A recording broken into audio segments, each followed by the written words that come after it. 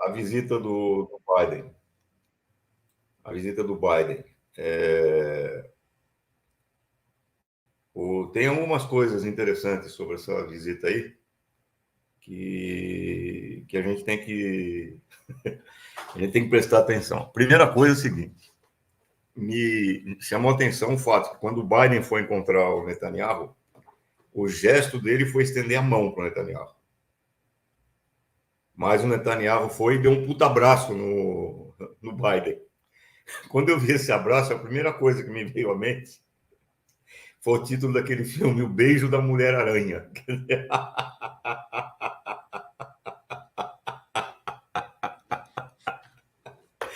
Gente, não vamos esquecer o seguinte: essas coisas que na hora você tem que prestar atenção e somando 2 mais 2.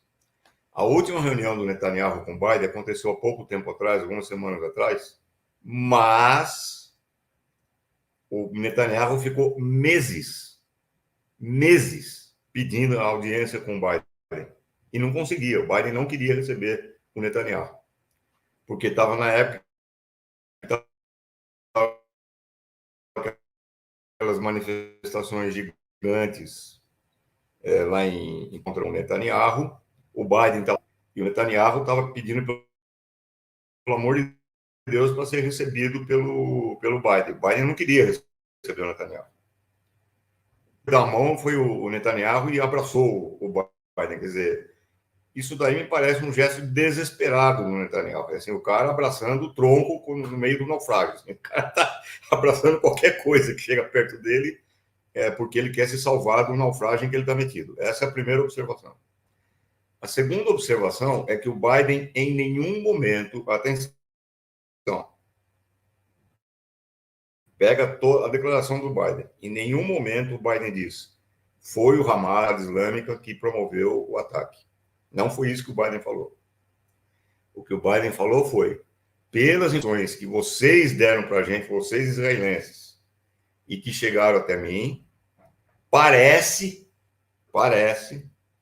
que é uma coisa do outro time. Ele usou a palavra time.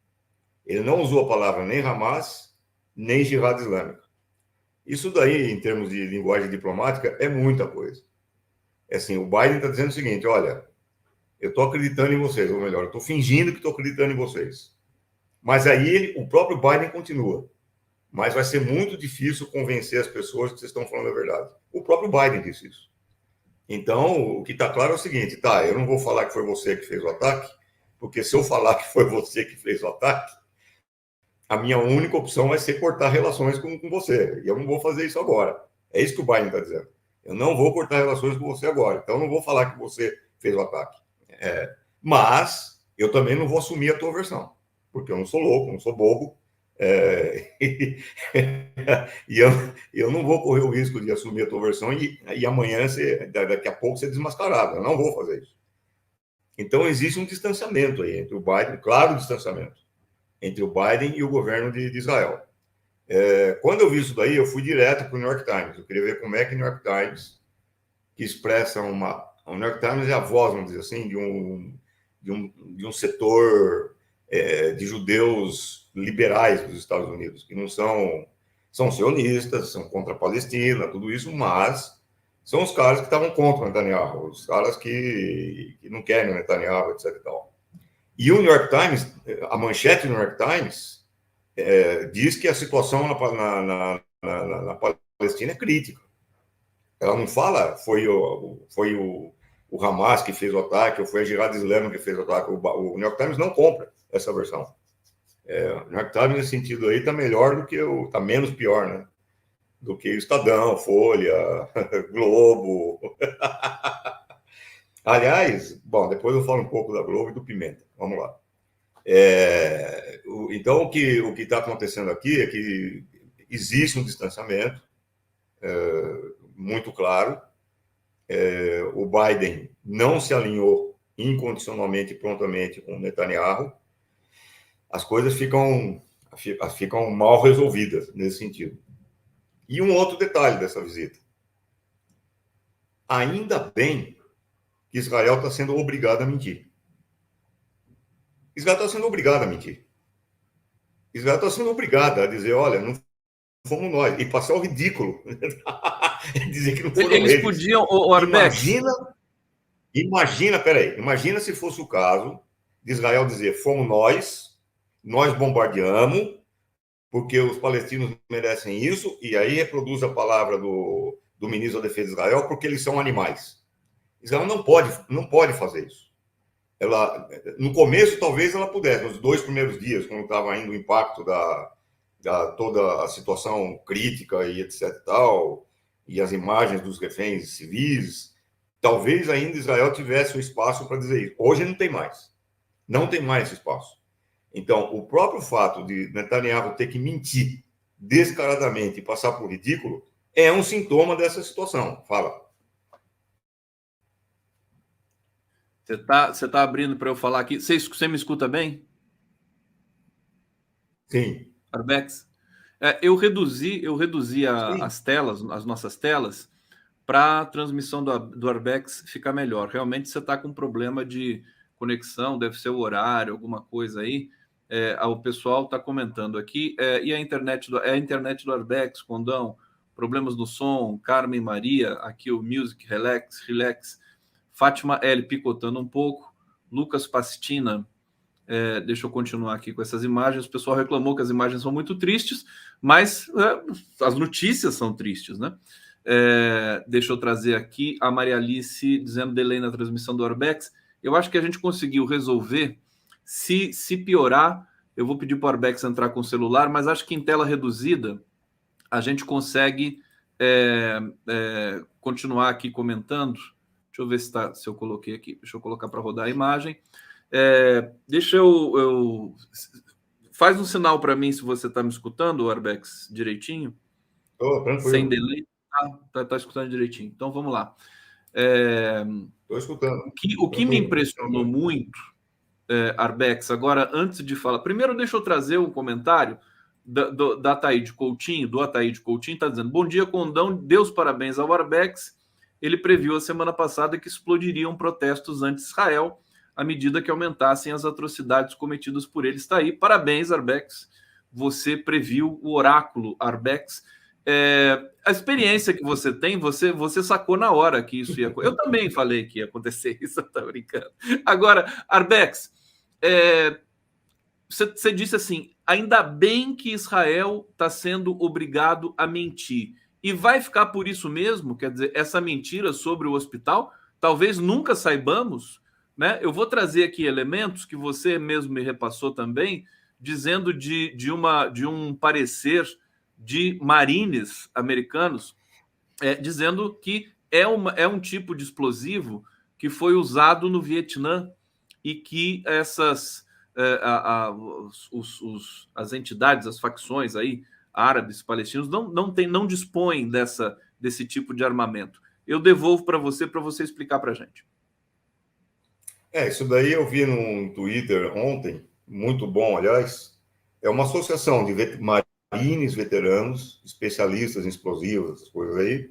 Os caras analisaram a informação que chegaram sobre os fragmentos, sobre o ruído que a bomba fez ao explodir, sobre a trajetória da bomba, enfim, pegaram todos os elementos em torno dessa explosão, reconstituíram o cenário e a análise dos fragmentos mais a reconstrução do cenário os levaram a concluir que esse é um tipo de armamento que jamais seria acessível nem ao Hamas, nem ao Jihad Islâmica, a nenhum grupo árabe que esteja atuando naquela região. É um armamento exclusivo das Forças Armadas dos Estados Unidos e cedido a Israel. Então, tem esse parecer aí, é um parecer muito técnico, a linguagem é totalmente técnica, não é uma linguagem política, e a conclusão que ele chega é muito clara. É impossível que tanto o Hamas quanto a Jihad Islâmica tenha tido acesso a esse tipo de explosivo. Impossível. É esse o termo que eles usaram. E isso é uma associação de veteranos marines dos Estados Unidos. Quer dizer, então, agora, sobre a verdade aparecer ou não, isso aí, cidadão, quem vai fazer aparecer a verdade não são os pareceres técnicos, é o povo. Quer dizer, por que hoje todo mundo sabe que foi uma mentira o ataque em 2003 ao Iraque. Não é porque a imprensa falou que é mentira. Não é porque especialistas falaram que é mentira. Não é porque algum jornal disse que é mentira. Nós sabemos que é mentira o que aconteceu no Iraque, porque o povo iraquiano foi para a rua e não permitiu a vitória do imperialismo. O povo derrotou o imperialismo na rua. E é por isso que nós sabemos hoje que os Estados Unidos contaram uma mentira. Porque o povo derrotou o imperialismo na rua. Não é por causa de declaração de porra nenhuma de ninguém. Então, da mesma forma, nós vamos ver a mentira disso tudo com o povo palestino na rua e com os povos árabes ali já pegando fogo, e não só no Oriente Médio. O que nós vimos em Londres no sábado, os caras estão falando que foi a maior manifestação de rua em Londres desde a Segunda Guerra Mundial. O governo britânico proibiu a exibição de bandeiras palestinas. Estava lotado de bandeira palestina. O governo iraquiano proibiu, o governo britânico proibiu que se gritasse a palavra de ordem Palestina livre, do mar até o rio Palestina livre, etc. E tal. Foi a palavra de ordem mais gritada. Quer dizer, foi uma manifestação que desafiou totalmente o governo britânico e o governo conservador britânico, e estava lá alguns principais líderes da oposição, inclusive caras que foram afastados do Partido Trabalhista, que o Partido Trabalhista também está jogando a cartada sionista, e os caras que desafiam o Partido Trabalhista estavam lá, na manifestação, etc. E tal. E em Londres, aí os caras partiram para cima das barricadas da polícia, a polícia foi praticamente expulsa desse negócio. Isso daí é uma clara demonstração, a Europa não vai admitir isso. O povo europeu. Dentro da União Europeia, claro, só de povo, claro. Dentro da União Europeia, a Ursula von der Leyen, que é uma fascistoide, que é a presidente do Conselho Europeu, lá do Parlamento Europeu, ela está sendo criticada de tudo quanto é lado. Ontem ela teve que se justificar. Ontem ela falou, não, eu jamais disse que os palestinos não têm direito, eu sempre disse que eles têm direito, que eles devem ser tratados como seres humanos, eu sempre disse isso, não sei o quê. Mentira. Mentira. Nojenta, asquerosa, mentirosa. E ela está sendo hoje bombardeada dentro do Parlamento Europeu. Quer dizer, a situação não está nada tranquila para Israel e para os Estados Unidos. Porque essa moça, por exemplo, estava lá em Londres, é uma judia. Essa judia luta pelos direitos do povo palestino. Quer dizer, então, a própria comunidade judaica internacional está dividida. Dentro de Israel, a reprovação do Netanyahu é de 85%. 85% estão reprovando Netanyahu. Não quer dizer que 85% apoiem os palestinos, mas quer dizer que a política do Netanyahu de negar os direitos totais dos palestinos, chamar os palestinos de animais, etc. e tal, 85% reprova essa política. Então, nós estamos muito longe de ter uma situação estabilizada, tranquila, em que o Biden vai lá e faz o que ele quer. Não faz o que ele quer, e o Biden também está no mato sem cachorro, porque se ele rompe de uma vez com o Netanyahu, ele vai ter problema nas eleições domésticas nos Estados Unidos, e se ele abraça o Netanyahu, também ele vai ter problema com os Estados Unidos. Se correr, o bicho pega. E, além disso, vai ter problema com a regionalização da guerra. O que o Biden menos quer, à véspera das eleições dos Estados Unidos, em que ele está sendo seriamente ameaçado de perder o poder por Trump, o que ele menos quer hoje é a regionalização da guerra no Oriente Médio. Para impedir a regionalização da guerra no Oriente Médio, ele teria que peitar de frente o Netanyahu.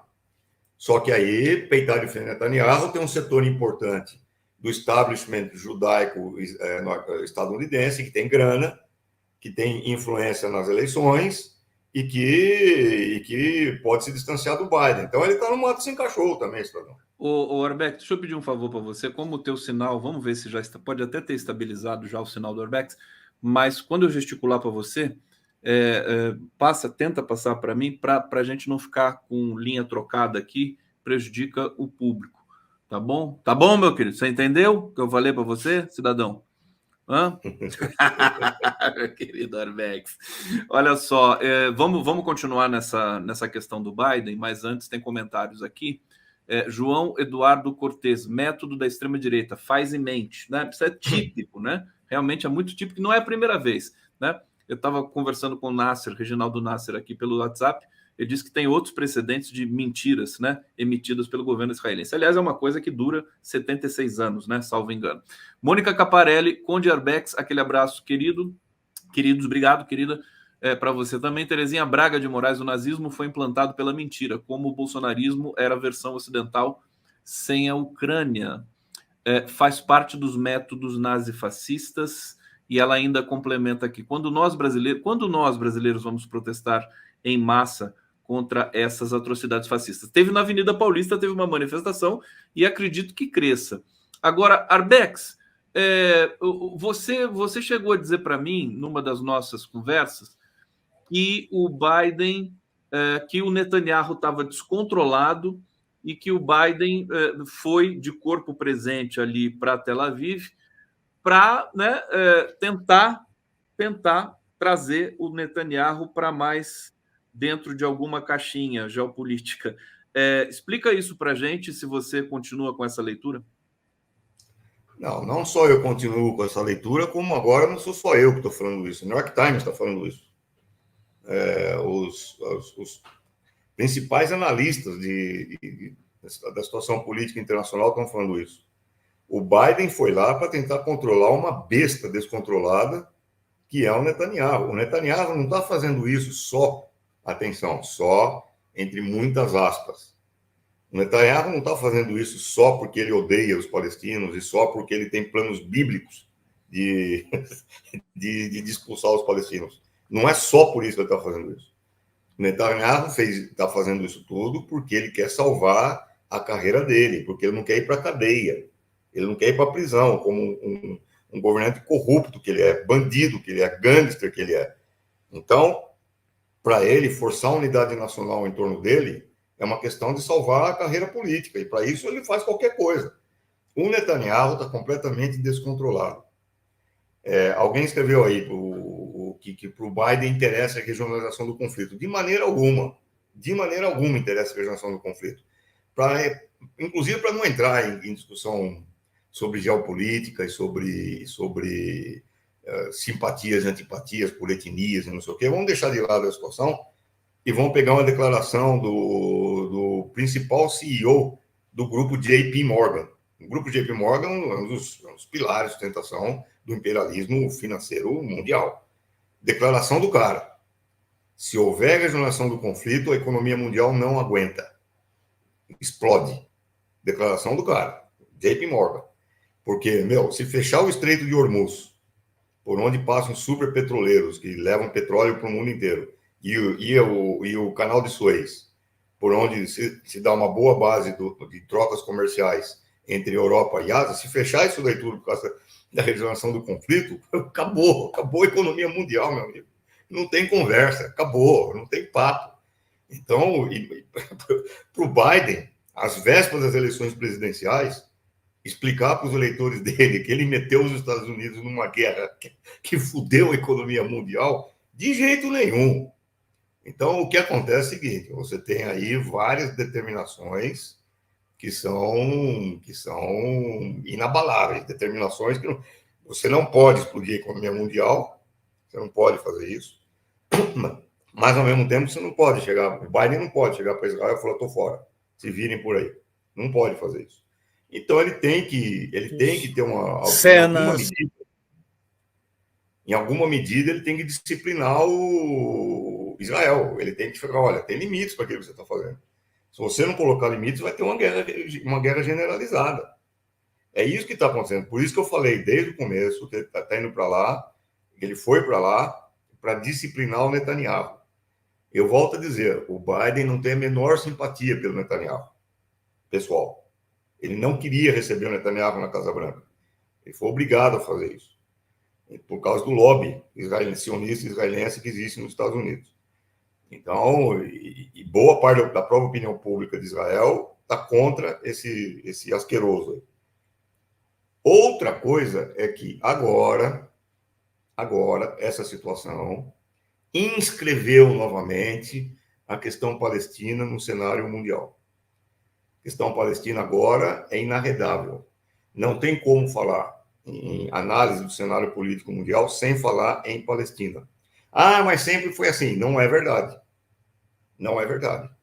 Se você pegar todas as manifestações que houve em Tel Aviv contra o Netanyahu, todas as manifestações de Tel Aviv contra o Netanyahu, por causa da reforma judicial que o Netanyahu queria implantar, atenção, eu estou falando todas as manifestações. Se você pegar todas as manifestações que houve em Tel Aviv contra o Netanyahu, sabe quantas falavam em apartheid? Nenhuma. Sabe quantos falavam em povo palestino? Nenhuma. O povo palestino não fazia mais parte das preocupações dentro de Israel, e muito menos fora de Israel. Tinha-se a impressão de que o apartheid que Israel estava promovendo, um apartheid gradual, cada vez mais cruel, cada vez mais restritivo, cada vez mais impiedoso, tinha-se a impressão de que essa estratégia de Israel ia conseguir, pouco a pouco, minar as bases do povo palestino e implantar os planos de criar grande Israel, sem o povo palestino. A impressão era essa. A Palestina tinha saído do mapa das manifestações. Agora eu quero ver alguém falar em Oriente Médio sem falar em Palestina. Só se for um tatu idiota débil mental para tentar fazer isso. Não dá. Para você falar em equilíbrio no Oriente Médio, a Palestina hoje é inarredável. Então você vai ter que discutir. Você vai ter que discutir os planos. Por isso que os jornais estão dizendo, o Biden foi lá para tentar entender aquilo que o Netanyahu quer fazer na Palestina, em Gaza. O Biden quer entender isso. O próprio Biden falou, seria um erro tentar a ocupação de Gaza. O Biden falou isso para o Netanyahu. Seria um erro tentar a ocupação de Gaza. Então é evidente que a questão palestina agora volta à tona, e mais evidente ainda, os governos árabes, que são covardes, vagabundos, corruptos, antipovo, igualmente asquerosos, aquelas monarquias trilionárias que deixam o povo na miséria, aquelas ditaduras militares que estão pouco se lixando para o povo, esses governantes árabes agora vão ter que dar satisfação e vão ter que se explicar. O que aconteceu na Jordânia foi um negócio muito importante. O povão perdeu o controle, o povão perdeu a paciência, não o controle, perdeu a paciência e tocou fogo na embaixada de Israel lá na Jordânia. Isso daí é um recado direto para a monarquia jordaniana. Ou eles ficam espertos, ou o próximo para tocar fogo vai ser no Palácio do Rei. Esses asquerosos aí que comandam as máfias no Oriente Médio. Então a situação agora é o seguinte, meu amigo. O apartheid volta a ocupar as preocupações centrais da geopolítica no Oriente Médio, o povo palestino volta à cena e os caras estão num jogo de mato sem cachorro. Claro que isso aí não elimina o fato de que o povo palestino é a grande vítima. O povo palestino vai continuar sendo vitimado, vai continuar sofrendo, e etc e tal. Mas é a forma que foi encontrada de tentar resolver uma situação que aparentemente estava se arrastando sem solução. Fala. Vocês viram como ele me atendeu certinho, né? Falei, quando eu gesticular, você, por favor, né? Ele continuava falando e falando. Você, hein, Zé Arbex Júnior, José Arbex Júnior. Mas você previu, você acertou as previsões. Então, vou quebrar seu galho aqui, não vou reclamar mais com você. Deixa eu ver aqui se o pessoal está comentando alguma coisa. Hussein Brasil, a ONU criou Israel, que desmantelem essa colônia. E aqui, esse aqui eu já tinha lido, né? Quando nós brasileiros vamos protestar em massa contra essas atrocidades fascistas. Zerbex, deixa eu mostrar aqui uma imagem para você.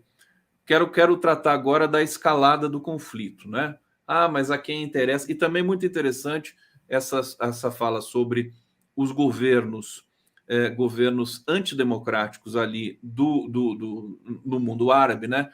Arábia Saudita, não sei se você considera o Irã também parte desse pacote, mas Jordânia, Catar, né? Eles não conseguiram ignorar a violência, a brutalidade da explosão do hospital, né? Eles foram instados a se manifestar. E a manifestação popular no mundo todo, me parece que cada vez cresce mais. Eu vou te mostrar esse mapa aqui, da região, e nós temos aqui os dispositivos aí estadunidenses e britânicos, né? Todos ali encostados no litoral próximo, não tá muito próximo de Gaza, mas está mais no norte, no litoral norte de Israel. Para esmagar um povo, uma região que é menor que Caçapava, Taubaté, uma cidade do interior de São Paulo, em que 2 milhões e 300 mil pessoas habitam ali sem condições, precisa de tudo isso aqui, de porta-avião, essas coisas todas aqui? Explica para gente isso aqui. Essa, sei lá, tentativa de intimidação, o que é isso? Bom, antes de falar disso daí, tem duas coisas que eu queria comentar. Primeiro, um comentário feito pela Raquel Gertner, dizendo que não se trata de uma luta entre Islã e judaísmo, e de fato, jamais foi uma luta religiosa, jamais foi uma luta entre árabes e judeus, jamais. Uma coisa que me deixa muito irritado nesses supostos especialistas é que falam, isso aí faz milênios que estão em luta. Isso é de uma bestialidade, é de uma analfabetismo histórico, é uma estupidez tão grande que só de comentar isso eu já fico irritado. Quer dizer, nunca houve uma oposição entre árabes e judeus, nunca. A começar do fato, que muita gente desconhece, que, por exemplo, durante a retomada da Península Ibérica pelos reis católicos, Isabel de Castela e Fernando de Aragão, quando os judeus foram expulsos, os primeiros países que eles foram procurar abrigo foram os países árabes. E foram muito bem abrigados. A primeira universidade do mundo, que não é a universidade a universidade italiana lá de... Como é que é a cidade? De Bolonha. Não são as universidades inglesas. A primeira universidade do mundo começou em Fez, no século VIII, século IX, fundado por uma mulher, uma muçulmana, e lá nessa universidade ensinaram Averroes, Moisés Maimônides, que é um dos grandes teólogos do judaísmo. Havia uma total harmonia entre judeus, árabes. Nunca houve essa oposição entre judeus e árabes, entre Islã e judaísmo. Aliás, o Muhammad falava que o judaísmo é uma religião do livro. É uma religião do livro. E que tem que ser respeitada, e etc. Então, é uma outra besteira que me deixa. Então, a Raquel Gertner está coberta de razão. Nunca foi uma luta religiosa, não tem motivo religioso para essa luta, isso daí foi inventado. O que os palestinos são contra os sionistas. Sionismo não é igual ao judaísmo. Você tem judeu que é sionista, como, por exemplo, Netanyahu.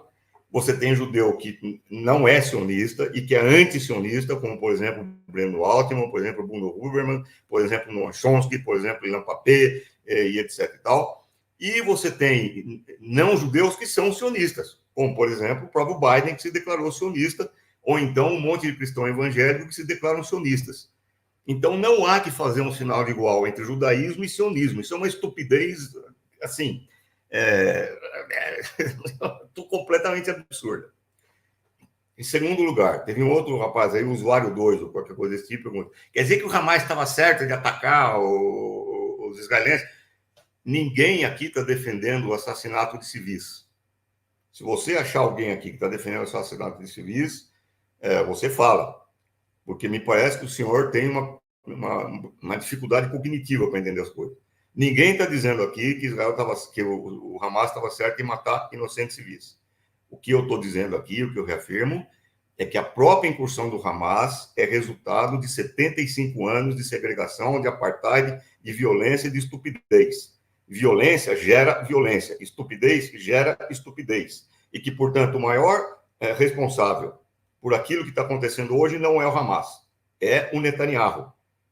E se você tem uma dúvida, vá ver as pesquisas dentro de Israel, em que 85% da população israelense viu o tal de usuário 2.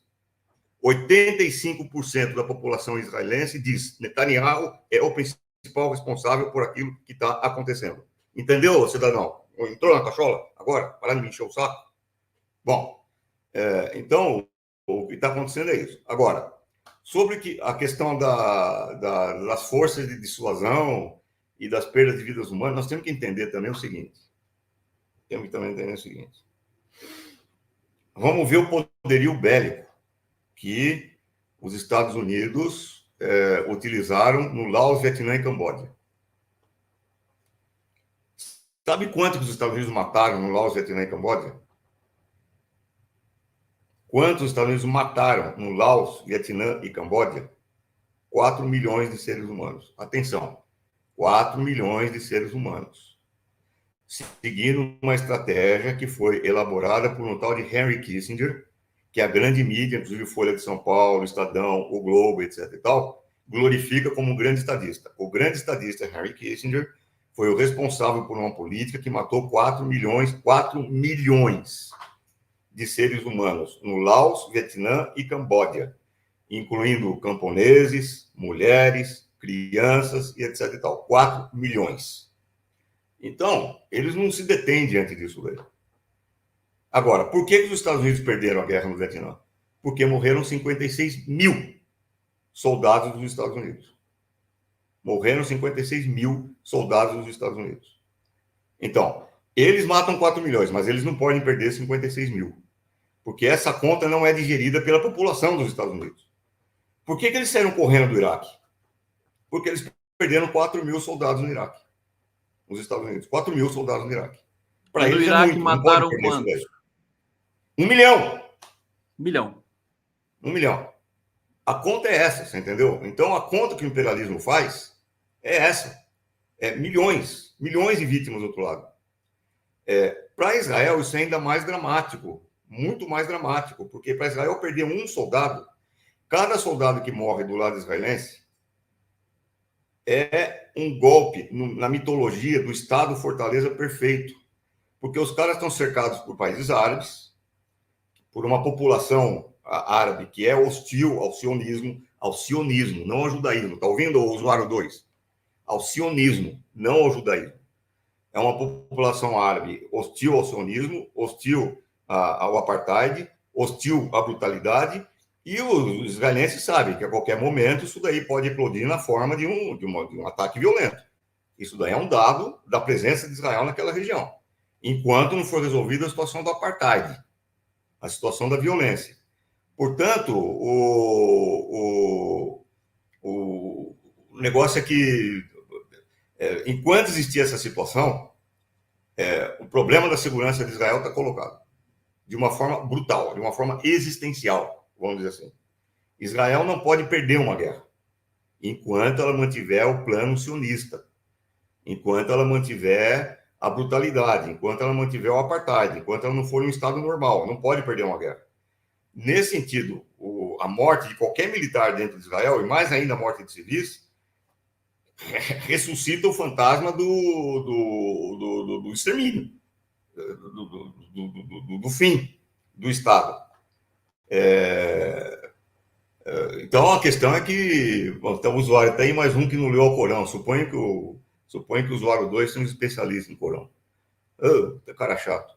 Então, mas aí o que acontece é que esse armamento brutal ele serve como uma força de dissuasão que está na medida exata do medo que esses caras têm de perder essa posição.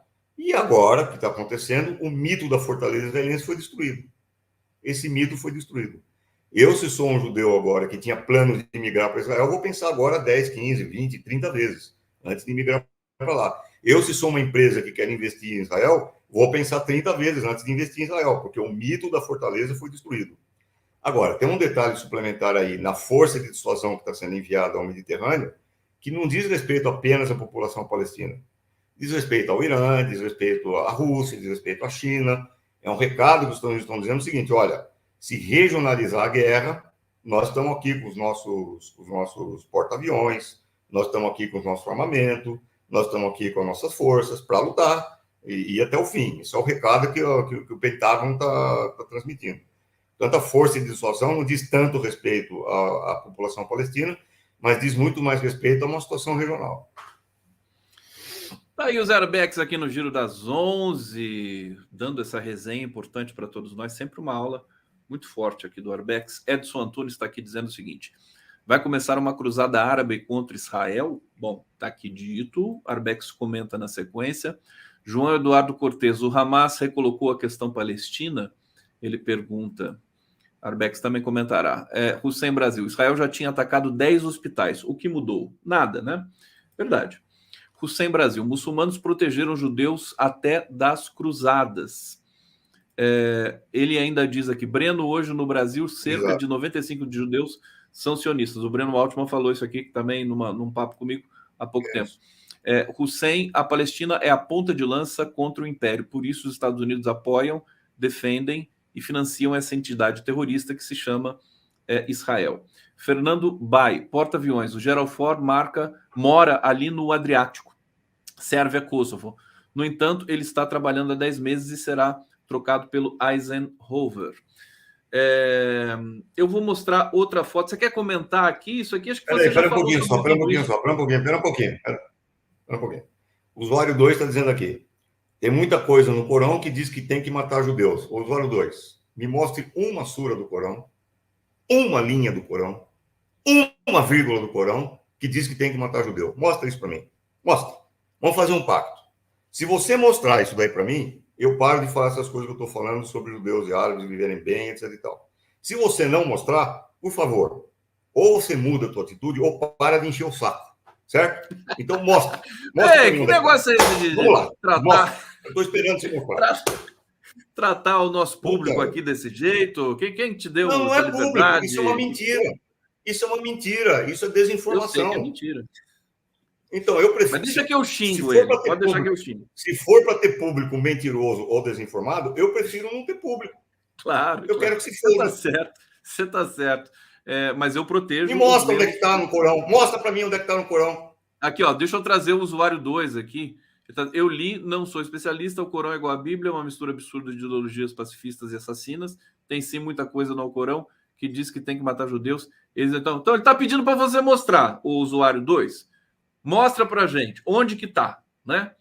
E aí a gente volta a conversar.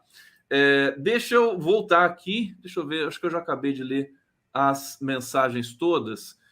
Vamos para essa foto aqui, quero que você comente, porque eu acho que também representa o momento que a gente está vivendo, né? É o abraço do beijo da Mulher-Aranha, né? Do Biden com o Netanyahu. A cara do Biden. A cara do Biden. Ele não está bem, né? Não está bem. Aliás, o Biden... Onde que eu fui me meter?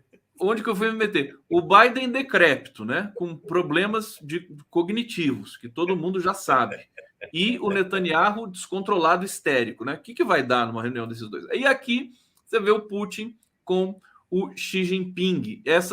Esse cumprimento do Putin com o Xi Jinping ocorreu ontem. Ele está na China, acho que até agora. Meu querido Arbex,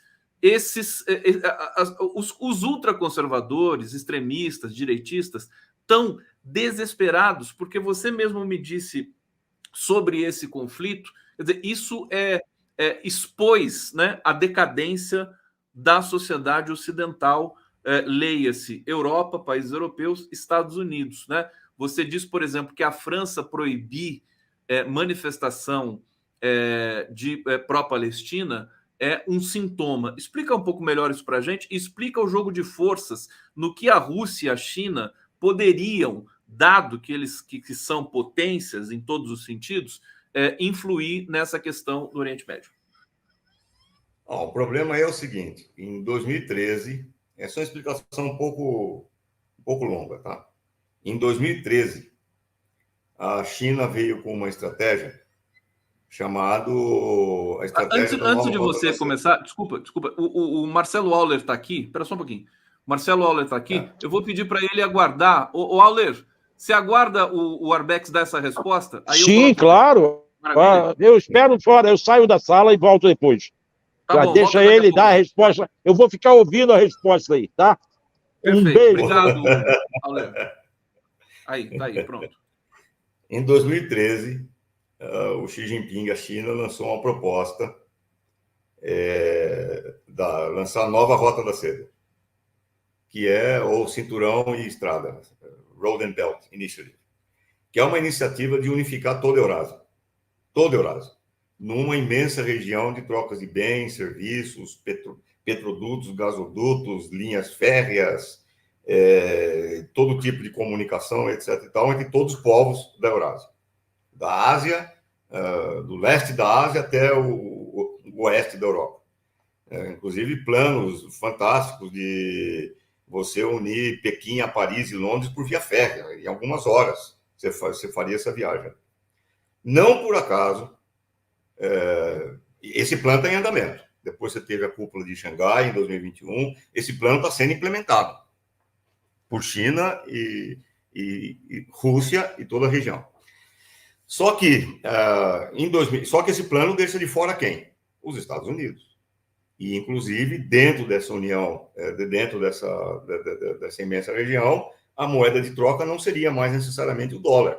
Você pode até ter troca em dólares, mas não seria necessariamente a moeda que prevaleceria sobre todas as trocas comerciais, etc. e tal, dentro dessa região. Ou seja, os Estados Unidos estavam sendo escanteados por um plano estratégico que é nada mais, nada menos do que a unificação da Eurásia. Só isso, que é mais de 70% da população mundial, que praticamente todas as reservas de petróleo e gás do mundo, tirando, é claro, a Venezuela, Brasil e algumas outras regiões, que praticamente tem todas as potências nucleares do mundo fora dos Estados Unidos. Os Estados Unidos estariam fora dessa região. Só isso. Não por acaso, em 2014, então, você tem o primeiro ataque elaborado contra esse plano. E, na minha opinião, foi isso que aconteceu. Que é as movimentações na Maidan, na Praça Central lá da Ucrânia, para tirar um governo da Ucrânia que era favorável à Rússia e aumentar o cerco da OTAN à Rússia. Por que em 2014? Por que aumentar agora a pressão da OTAN sobre a Rússia? Por que instalar bases da OTAN na Ucrânia? Por que agora, em 2014? Na minha opinião, é uma resposta ao avanço chinês, ao avanço da estratégia chinesa da nova Rota da Seda, que incorporaria a Rússia, incorporaria os países da Europa do Leste, incorporaria todos esses países. Bom, isso daí continuou, depois você teve a cúpula de Xangai em 2021, você teve agora os BRICS ampliados, que estão indo nessa direção também, unindo Arábia Saudita e Irã. Quer dizer, você tem toda uma situação de um cenário mundial em que o imperialismo está perdendo completamente a hegemonia que ele sempre exerceu, e ele não aceita isso. O imperialismo não aceita perder essa hegemonia de jeito nenhum, e seria uma estupidez alguém achar que o imperialismo ia ficar de braços cruzados, olhando tudo isso acontecer e falar, oba, que legal. Assim como eles armaram na Ucrânia, eles estão ameaçando a China com o conflito lá em Taiwan, que também não é um acaso que justamente agora esse negócio está recrudescendo, lá em Taiwan, e agora Israel. Qual é o problema do ponto de vista da China?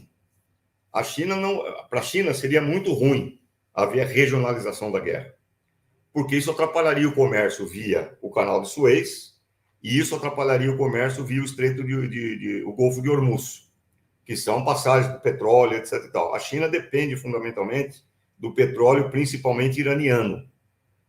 A China fez um acordo de mais de 30 anos, de 30 anos com o Irã, de fornecimento de petróleo, etc. e tal, e a China depende de que essas rotas comerciais e rotas de fornecimento consigam existir de uma forma natural, estável, sem grandes surpresas, etc. e tal. Então é ruim. A regionalização do conflito para a China é ruim para a Rússia e para os próprios Estados Unidos é ruim.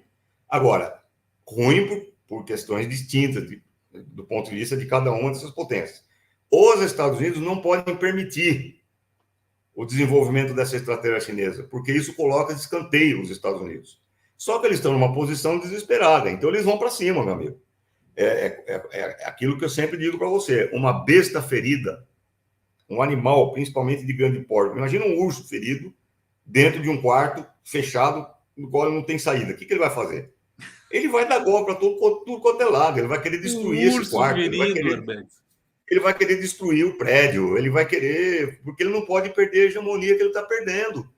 Para a Europa, para os países europeus, seria um sonho esse acordo com a China, porque significa a revitalização das economias europeias, a revitalização do turismo, o fim dos problemas pesadelo de suprimento de gás e petróleo, sempre volta à tona na Europa. Para eles seria fantástico essa aliança. Os próprios europeus estão colocados, portanto, diante de uma contradição. o imperialismo está arrastando os europeus para um conflito que não interessa aos europeus, porque o imperialismo não pode ceder. Então, esse que é o problema. O problema é que você está diante de uma situação que não é especificamente palestina, que não é especificamente russo-ucraniana, que não é especificamente chinesa, mas é uma situação em que, por meio da Ucrânia, por meio de Taiwan e por meio da Palestina, se expressa essa contradição que o imperialismo não consegue suportar, essa disputa que o imperialismo não consegue suportar. O que nós estamos vendo, portanto, são expressões da luta anti-imperialista localizadas regionalmente, na Ucrânia, em Taiwan, na Palestina, nós estamos vendo expressões desse conflito regionalmente, mas o conflito é maior, o conflito envolve globalmente, a situação mundial. É por isso que faz todo o sentido do mundo o CEO da JP Morgan chegar e falar, olha, a regionalização dessa guerra aí vai foder a economia mundial, vai explodir a economia mundial. Claro que ele não usou a palavra foder, isso é uma contribuição poética da minha parte, certo? Agora, presta atenção. Eu falei outro dia aqui no teu programa, e eu acho que ninguém prestou muita atenção a uma coisa que eu falei, que é um dado importantíssimo. A instalação de Israel no Oriente Médio é muito anterior a tudo isso. A instalação de Israel no Oriente Médio é anterior, inclusive, à Primeira Guerra Mundial. Eu falei de um relatório elaborado em 1907, quando o primeiro-ministro britânico era um sujeito chamado Campbell Bannerman. Atenção ao nome dele, você pode procurar na internet, está à disposição para quem quiser, para quem achar que eu estou falando coisas que não existem. Sabe procura que você lá, não tá contando história. Procura lá Campbell Bannerman. Você tem um relatório Campbell Bannerman de 1907. Atenção, a Primeira Guerra Mundial foi em 1914. Estou falando em 1907, em que esse relatório diz o seguinte: interessa para é bom para os interesses do Império Britânico que exista no Oriente Médio um país que não seja árabe, um país que se aproxime dos valores europeus ocidentais e que represente os nossos interesses naquela região. Inclusive um país capaz de fomentar a disputa entre governantes e tribos e nações árabes naquela região. Isso faz parte de um relatório de 1907. Ou seja, a existência de um Estado tampão ali que jogasse esse papel é de 1907, por parte do imperialismo britânico. Então, vamos parar de bobagem e falar que Israel é o resultado do Holocausto, que Israel é uma resposta ao Holocausto. Não é. E eu repito, aquilo que a Raquel falou, a Raquel Gertner, aquilo que muita gente fala e aquilo que eu também falo, é que sempre houve uma convivência pacífica naquela área entre judeus e árabes. Sempre houve. Nunca houve esse papo aí de luta entre árabes e judeus, entre Islã e judaísmo, etc. e tal, por mais que tenham vários dois falando essa bobagem imbecil aí. Nunca houve esse tipo de coisa.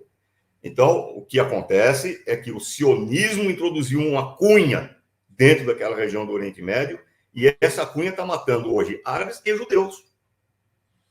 Está matando árabes e judeus. Porque as vítimas que estão acontecendo ali, as vítimas judaicas que estão acontecendo ali, têm que ser lamentadas também, como são as vítimas árabes.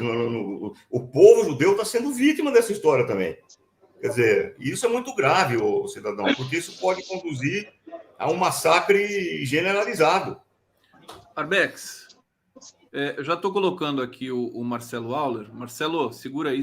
Peraí, antes do Auler falar, já vou me despedir. Que desse negócio? Quem que é o âncora aqui desse negócio aqui? Não, é que eu tenho que sair, inclusive, cidadão, é que eu tenho que sair. Não, tem que sair, o quê? Deixa, calma. Eu quero falar uma última coisa. Não vai falar, não. Não vou deixar. Ô, Auler, me ajuda aí, porra. Eu fico na minha. Fala, Arbex. Fala, Arbex. Eu quero falar uma última coisa. Uma moça falou aí 2 ou 3 vezes que a esquerda brasileira tem que ter vergonha na cara e começar a ir para a rua para se manifestar. Totalmente de acordo com ela. Você disse, na Paulista, teve a manifestação na Paulista. Eu estava na Paulista. Uma porcaria de manifestação. Porcaria em termos numéricos. Tinha lá o quê? 150, 200 pessoas? Isso aí, meu amigo, isso daí é muito pouco perto do que está acontecendo nos países europeus, perto do que está acontecendo nos países, perto do que está acontecendo. Isso daí não é nada comparado com o que a Colômbia está fazendo. O que a Colômbia está fazendo. Então eu pergunto o seguinte: quando é que as organizações de esquerda vão tomar vergonha na cara e começar a mobilizar suas forças para ir para a rua? Quando que isso vai acontecer? Quando acabar o povo palestino? Abex, E aí vai ter manifestação. agora eu vou falar. Abex, agora eu vou falar. Você me mandou falar, agora eu vou falar. Bom. Amanhã, quinta-feira, se eu não me engano, 4 ou 5 horas da tarde, na Cinelândia, no Rio, está convocada uma manifestação pró-Palestina. Eu posso depois, agora eu não posso porque eu estou usando o celular, passar para o Conde o card da convocação que tem os detalhes. Assim que eu sair do ar e deixar de usar o celular para fazer a transmissão, eu passo isso para o Conde e ele mostra aí no programa. Amanhã, eu acho que é 4 ou 5 horas da tarde na Cinelândia, é quinta-feira. Até lamentei que fosse na quinta-feira, porque eu vou estar no Rio só na sexta. Mas só vou chegar sexta-noite também, tá? Então, no Rio vai ter uma manifestação quinta-feira. Perfeito, Marcelo Auler. Ô, Arbex, Jesus te cria... E uma última coisa que eu tenho que ir embora. Peraí, uma última coisa que eu tenho que ir embora. Pimenta. Pimentinha. Ô, Pimenta da Secom. Você está vendo que a Globo é porta-voz do fascismo, ô Pimenta? Você está vendo isso? Você está vendo que a Globo é porta-voz do genocídio do povo palestino? Você está vendo isso, Pimenta? Está vendo, né, Pimenta? Globo, porta-voz do fascismo. Globo, porta-voz do genocídio. Pimenta, você vai continuar dando dinheiro para a Globo, ô Pimenta? Vai? E você vai continuar negando dinheiro para verbas para as organizações da mídia independente? Vai, Pimenta? É isso que você vai fazer? É só uma pergunta, Pimenta. Tá ouvindo, Pimenta? Você ouviu as perguntas, né? Só isso. Tá bom. Arbex, tudo bem? Você tá tudo certo aí? Posso deixar você embora? Tudo certo. Tudo certo? Dá um sorriso pra gente, então, vai. Você ficou bravo aqui o tempo todo. Deus os abençoe. Não deu aquela risada.